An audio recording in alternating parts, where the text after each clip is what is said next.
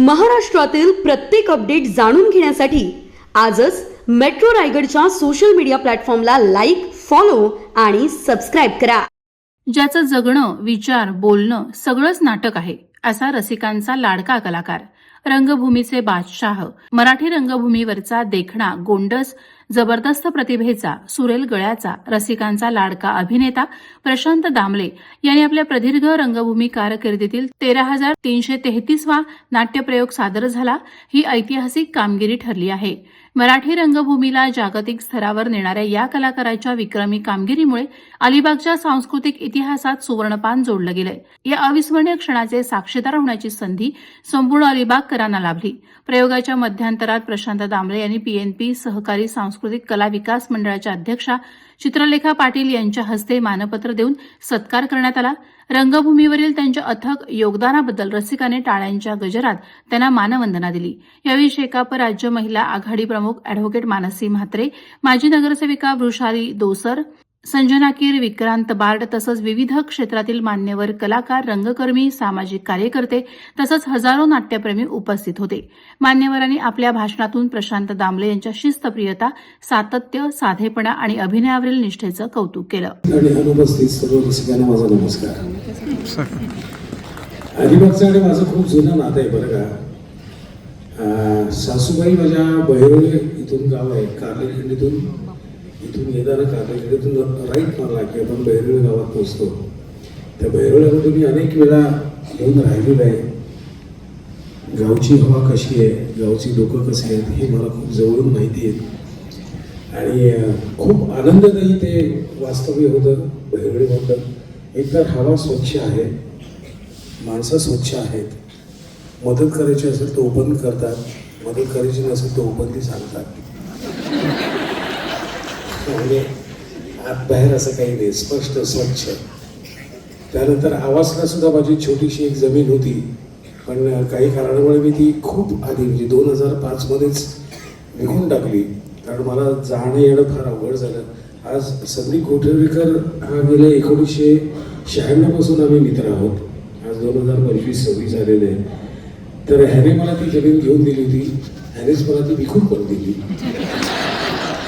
आणि आज मगाशी हा मला म्हणाला की आज राहिली असते तर आज तुम्ही करोडोचे मालक होता. म्हटलं खरं आहे, इथे आहे ते आपण इथे आहे तेवढंच आपल्याला मिळतं नशिबात. आणि मला ते जे नाही आहे त्याबद्दल आजपर्यंत मी कधी दुःख केलेलं नाही, जे आहे त्याचा खूप आनंद घेत आलेलो आहे. मॅडमचा मी खूप आभारी आहे. सर्व रंगकर्मींच्या दृष्टीने वतीने मी त्यांचे आभार मानतो. कारण PNP जेव्हा पहिल्यांदा झालं, ह्याच्या आधीचं जेव्हा झालं तर पहिला प्रयोग माझा इथे झाला होता, माझा झाला होता पहिला प्रयोग, एका लग्नाची गोष्ट. आणि त्यानंतर जेव्हा ती दुर्घटना झाली तेव्हा फक्त अलिबागकरच नाही तर नाट्यसृष्टीतले सर्व कलाकार, सर्व निर्माते प्रचंड खळखळले. कारण इतके वर्ष म्हणजे 95 पासून ते PNP होईपर्यंत आम्ही सार्वजनिक वाचनालय जे तिकडे आहे त्या वाचनालयात आम्ही सगळे प्रयोग करायचे. म्हणजे गेला माधव कोणीकडे, लेकरू दंड झाले, प्रियतमा, तुम्ही म्हणाल त्या नाटकाचे प्रयोग त्या सार्वजनिक वाचनालयात झालेले आहेत. पण हे असं सुसज्ज थिएटर असल्यावर तुम्हालाही बरं वाटतं, आम्हालाही बरं वाटतं, काम करायला मजा येते. कुठे काहीतरी उंदीर पळतोय वगैरे असं काही होत नाही. पण आज परत एकदा ह्याच नाट्यगृहात काम करताना मला अतिशय आनंद होतो आणि मी सर्व कलाकारांच्या वतीने तुमचे मनापासून आभार मानतो. नाट्यगृह परत उभं करणं किती अवघड आहे याची मला जाणीव आहे. कारण अध्यक्ष या नात्याने, अखिल भारतीय मराठी नाट्य परिषदेचा अध्यक्ष या नात्याने नाट्य संकुल परत एकदा तसंच त्याच दिमागात उभं करताना किती त्रास झाला याची मला जाणीव आहे. त्यामुळे तुम्ही एक हाती हे जे काही काम केलेलं आहे त्याबद्दल सगळ्यांचे मी मनापासून, तुमचे मनापासून आभार मानतो. आणि संदीपचे मी आभार मानतो, परत एकदा त्याने या रंगमंचावर मला परफॉर्म करायची संधी दिली. आणि तो परत त्याने मला हळूच मगाशी गाणं सांगितलं, तर एका लग्नाची पुढची गोष्ट पण करायचं आहे, कुटुंब कीर्तन पण करायचं आहे, संकर्षण व्हाया स्पृहा पण करायचं आहे. महिन्याला 1-2 प्रयोग झाले की बरं असं नाट्यगृह चालू राहायला पाहिजे. तर तुमचे सगळ्यांचे परत एकदा मनापासून आभार की तुम्ही आज इतक्या मोठ्या संख्येने हाऊसफुल केला प्रयोग.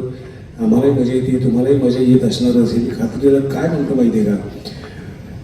नाटक लोकांना आवडतं हे कसं आम्ही ओळखतो स्टेजवरून. जेव्हा ब्लॅकआउट होतो ना, पहिला ब्लॅकआउट झाला, त्या पहिल्या ब्लॅकआउटमध्ये जर एकही व्हॉट्सअप किंवा मोबाईलचा लाईट दिसला नाही तर आम्ही समजतो की अडकलो. प्रेक्षक नाटकात अडकले याची ती पावती असते की कोणी आता इतके आपण अधीन झालेलो आहोत, सगळ्या मोबाईलचे इतके अधीन झालेलो आहोत, पण तरीही ब्लॅकआउटमध्ये एकही प्रेक्षकाचा लाईट लागला नाही. तेव्हा म्हटलं येस, आता आपण मज्जा येणार आहे. परत एकदा सगळ्यांचे मनापासून आभार. संदीप तुझेही आभार परत मनापासून.